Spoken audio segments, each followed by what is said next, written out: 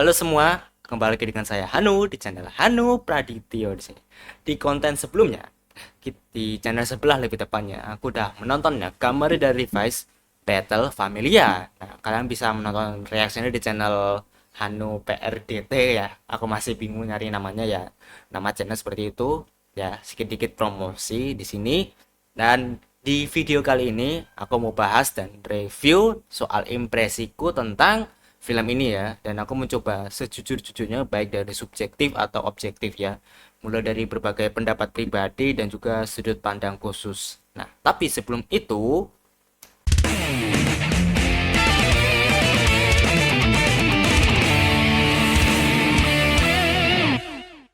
Kamen Rider Device Battle Familia, film tokusatsu superhero yang merupakan film musim panas yang diadaptasi dari serial Kamen Rider Revice yang ditayangkan bersamaan dengan film Avatar Sentai Dawn Brothers New First Love Hero.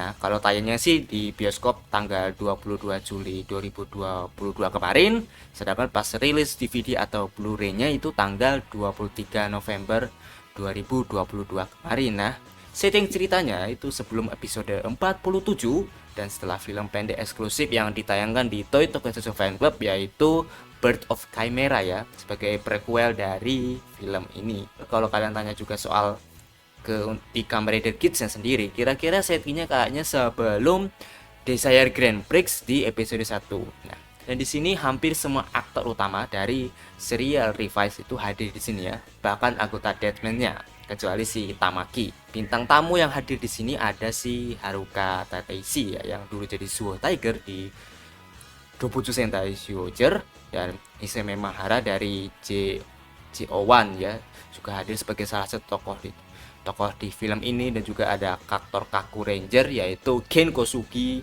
sebagai antagonis utama di film ini. Nah, penulisnya juga masih sama dari serialnya, yaitu Hanta Kinoshita, dan disutradarai oleh bapak aksi Jepang kita semua, ya, Koichi Sakamoto. Oke, aku membahas ceritanya sedikit. Sebenarnya ini ceritanya sih cukup standar ya malahan, dan memang terkesan agak standar dan biasa aja. Masih sama dengan tema di serialnya yang mengangkat tentang keluarga sebagai kekuatan utama dari film ini ya, sebagai kekuatan utama yang disampaikan di film Battle Family ya, karena judulnya sendiri adalah Battle Family. Nah, dan juga gaya penceritaan dari si sutradaranya sendiri katanya sih ngambil inspirasi dari film Escape from New York tahun 1981, yang karena kaitannya juga sama film pembajakan pesawat, jadinya jadi inspirasi buat pembuatan film ini. Tapi entah kenapa, apa ya, bahasa cerita itu terkadang lambat tapi terus tiba-tiba ngebut malahan.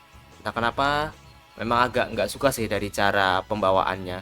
Untuk ceritanya sih sebenarnya bisa bagus, tapi entah kenapa dari direksinya Pak Koichi Sakamoto nya sendiri sih, apa, ini ya, serba mendadak malahan. Jadinya yang malah seharusnya momen kekeluarganya sebenarnya bisa dapat, tapi malah jadi kurang kerasa malahan. Sebenarnya sih kalau soal ketidaknyamanan ini sih sebenarnya aku udah pernah bahas juga ya di video pembahasan untuk serial franchise sebelah yang disutradarai oleh Koichi Sakamoto juga. Ya, silakan teman-teman ditonton. Malah promosi. Nah, coba sekarang kita lanjut ke bagian eksekusi, masukin karakter dan tokoh-tokohnya deh. Gini deh, misalnya ke karakter nih, aku cukup suka sama si karakter Iki. Lebih mendingan, tapi dan juga sikapnya yang sing paling ikut campur juga sama kayak di serialnya, agak ada peningkatan dan lebih ditonjolkan di sini ya malahan. Meskipun di pertengahannya agak aneh karena feel tokonya malah tiba-tiba ke Nozomu, maka aku sampai lupa siapa sih tokoh utama kita, si MC-nya siapa. Kalau soal Daiji ya normal sih, bahkan si Sakura yang paling muteki itu aja malah jadi samsak di sini. Nah, untuk iblis-iblis sendiri, misalnya si Vai, si Kagero sama si Lovekov, ya cuma jadi bahan bidaknya si Azuma ketika dikendalikan ya. Yang cukup mengejutkan sih ya ketika karakter si Lovekov-nya tuh berubah wujud ketika dia dikendalikan.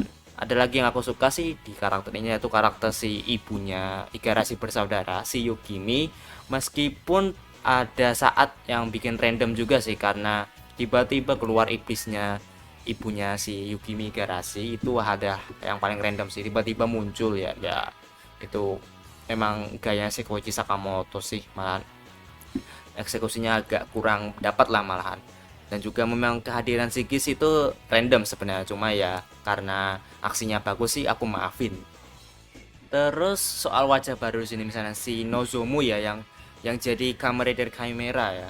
Setupnya sebenarnya sudah bagus sih di setup sebelumnya, tapi ya habis Henshin di sini ya udah hilang dari cerita. Ya bukan hilang dari cerita sih, lebih tepatnya dia memang ya jadi peran minor. Jadinya kayak apa? Cuma menyayangkan perannya aja di sini. Tapi ya udah sih, memang karena highlight-nya memang fokus ke keluarga Igarashi, dan juga salah satunya yang disorot juga adalah relasi dengan si ibu hamil yang diperankan oleh si Suwo Tiger, Haruka Tateishi. Sebenarnya cukup oke, apalagi temanya itu kan juga soal kehidupan dan keluarga. Jadinya ini cukup menambah intensitas cerita. Lalu soal membahas si antagonis kita, si Azuma yang sebagai musuh utama, yang katanya sih sebagai orang yang ikut kontrak bersama Akaishi ya dengan Gifu. Ya sebenarnya sih penulisan karakternya sih ya memang standar tipikal orang yang hidup abadi terus yang menyalahkan dunia dan ingin mengubah dunia. Tapi setelah keunikan itu pada akhirnya kembali ke zona nyaman lagi. Ke zona nyaman sih ya memang tipikal musuh yang tiba-tiba dapat pencerahan dari si Iki Igarashi di sini. Ya memang kayaknya itu gayanya dari si Pak Hanta juga ya, malah beberapa karakter tobat meskipun terkesannya juga bisa dibilang maksa nggak sih. Dan juga ngomongin si tokoh antagonis lain yaitu si Chick ya, yang sebenarnya acting manusianya itu udah dapat, ngeselinnya dapat, cuma ya kurang eksplorasi lagi, apalagi dengan si inang manusianya ya, yaitu si George yang cuma dapat interaksinya beberapa detik doang, habis itu udah mati aja malah. Satu hal yang bisa aku puji sih ya, yang aku bagus di ini adalah jelas di aksinya ya, banyak ledakan, banyak pengambilan gambar yang sebenarnya ada memusingkan, tapi kalau koreografi sih patut dibilang bagus ya. Bahkan juga performa fight aktornya lebih banyak ditunjukkan di sini tanpa memakai kostum, dan memang aku suka ya, yang udah gayanya Michael Bay kita apa Koichi Sakamoto. Terus khususnya aku menyorot di highlight pas Iki melawan Azuma sebelum berubah ya. Itu seru dan dikemas dengan baik karena juga memang si pemerannya si Ike kan Kentaro Maeda itu juga ahli bela diri karate ya, jadinya bisa mengimbangi Ken Kosugi dalam berakting dan mengikuti alur pertarungannya. Nah untuk aslinya sih jelas ya, apalagi Koichi Sakamoto banget, apalagi di pertengahannya juga ada momen di mana ini ya si Kamen Rider Revice itu mengganti form pas pertarungan, itu cukup fan service untuk para penggemar aksinya, apalagi yang suka ledakan-ledakan ala tokusatsu. Nah, ada lagi nih yang nggak begitu suka nih, nggak begitu doyan nih, malah di debut form barunya di film ini, yaitu debut form baru Kamen Rider Igarashi. Ya emang singkat sih jadinya ya, tapi nggak begitu doang sih ya, gitu aja malahan. Durasi nggak begitu panjang, tapi juga malah nggak begitu berkesan malahan.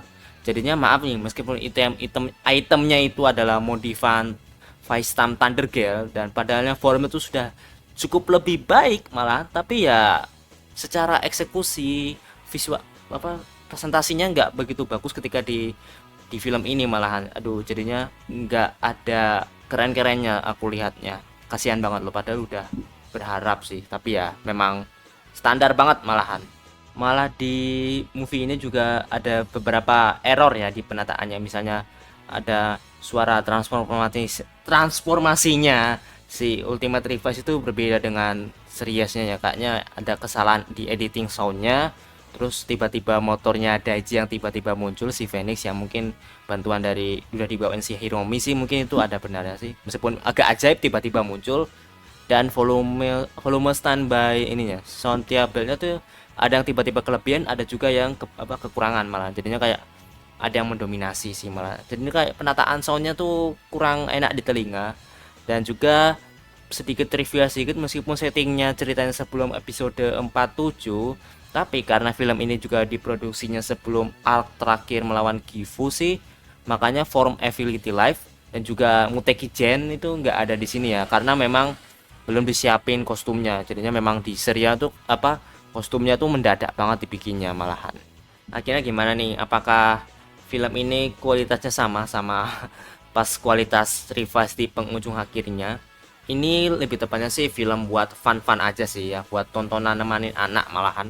Kalau nyari yang tema keluarga dan juga memang penyuka aksi dengan gaya ala Pak Koichi Sakamoto kayak ini ya, mungkin ada teman-teman yang bakal suka sih. Tapi lemahnya cuma di pembawaan dan setup yang dibangun biar feel cerita itu jadi keangkat, tapi jadinya kurang banget lah malahan.